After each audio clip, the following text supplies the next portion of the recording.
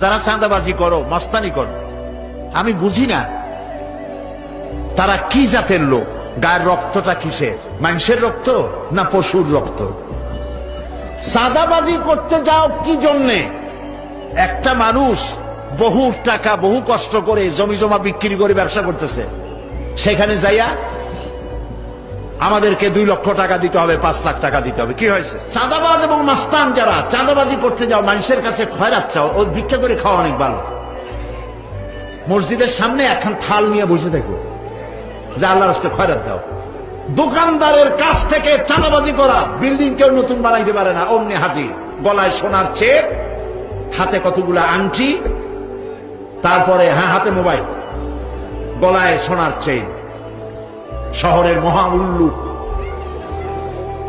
জানোয়ার বলতেছে এখানে ইট ফেলাইতে পারবে না, রড দিতে পারবে না আমাদেরকে সান্দানা দিয়া। এটা কি মানুষ? বলেন মানুষ? এরা মানুষের সন্তান? এরা জানোয়ার, পশু। সাদাবাজ এবং মাস্তান, সন্ত্রাসী, ইসলামে এদের কোনো স্থান নাই।